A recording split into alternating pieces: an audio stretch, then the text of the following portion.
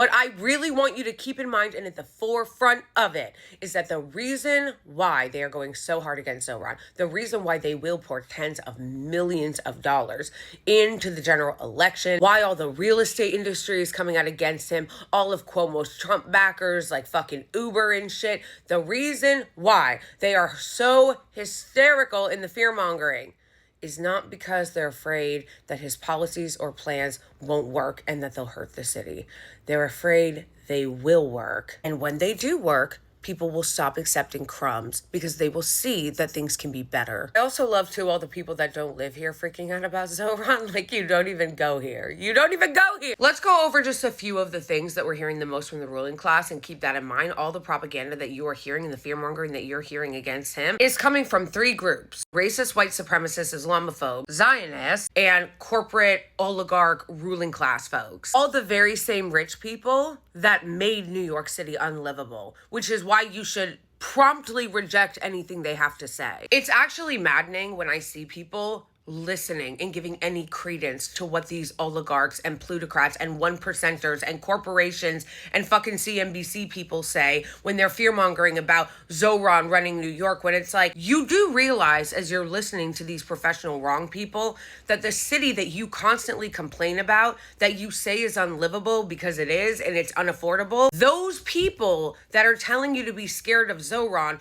are the ones that brought the city to this point. Right? Like, you get that connection? Why would you listen to them? Like, why would you listen to the very people that did this? Zohran was on CNN last night, and Aaron Barnett was like, but do you like capitalism? And so all the right-wingers and one percenters are tweeting that out today and being like, oh my gosh, guys, you should be so scared because he criticized capitalism. And what I feel like a lot of you are failing to understand because you're rich and out of touch or just super propagandized by the capitalist class is that for a lot of us, the socialism fear-mongering just doesn't hit the same anymore when we are all living under the crushing boot of late-stage capitalism. You know what I mean?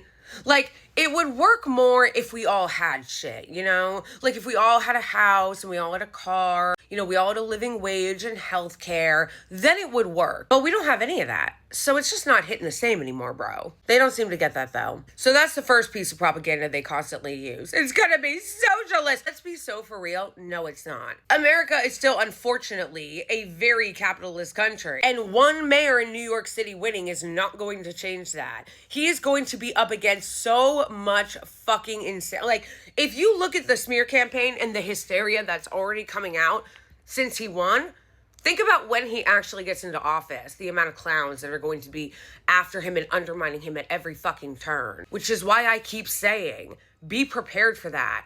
Make sure that we're having his back when he wins, because they are going to be after him. We can't just let him win and assume he's going to do everything by himself. Like, we need to be there to support. At the very same time, I say, don't treat him like a celebrity. He's a fucking politician. We need to hold him accountable, too. But that's the first thing they're going to fear among. The second is they're going to be like, all the businesses are leaving. Yeah, anybody who lives in New York is not buying that shit either. First of all, they're not leaving. Second of all the small businesses, the ones we actually want to see thrive, they already are gone. Small businesses turnover in New York as fast as fucking retailers change their window mannequins. It happens all the fucking time. That's why I try not to get attached to anything, because I'll see like a new restaurant open and I'm like, oh, this is awesome, or a new coffee shop, but I know not to get attached because I know in 6 months it might be gone. Shout out to Brooklyn Soul and Beaner Bar. We miss you. So the businesses that they pretend to care about, that politicians pretend to care about, the small businesses, they're already suffering. And Zohran wants to make shit better for small businesses. Bitch, when was the last time you heard somebody say they want to make halal cheaper? Okay? Halal used to be $8. Those are the businesses we fucking care about, bitch. And the corporations, they're not going anywhere. And they don't pay taxes anyway. Which brings me to the other thing they do.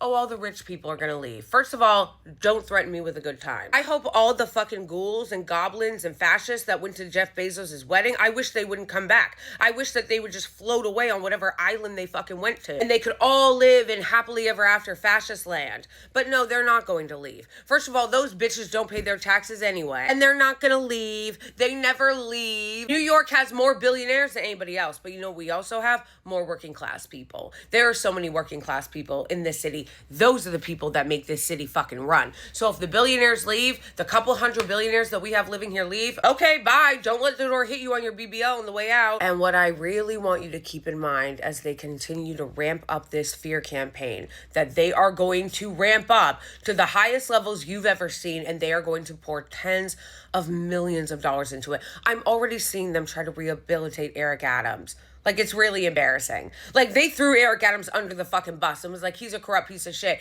Now that Cuomo lost, they're like, hey, Eric Adams, Eric Adams is awesome, actually. Eric Adams has been a disaster, and every New Yorker knows it. However, I am very much looking forward to all the bangers that are going to come out of Eric Adams in the next 4 months, because say what you want about Eric Adams, he's funny as shit. Accidentally. So that is all the financial and economic fear-mongering that they're going to do. And then the others are going to be the Zionists pretending like they're suddenly in danger and all need to leave New York now. Would you hide me? And the open and outright racist Islamophobes, people that often don't even live here, like Charlie Kirk and Matt Walsh, being like, it's a Muslim, he's going to usher in Sharia law. The funniest part about the racist and Islamophobes fear-mongering like that about him and about creeping non-existent Sharia law is that these are the same people that don't care that the Israeli lobby buys our politicians and have passed anti-boycott and speech laws across the country. Like, where are you guys? You're not mad about that? It's gonna be a long 4 months, boys, so let's lock in.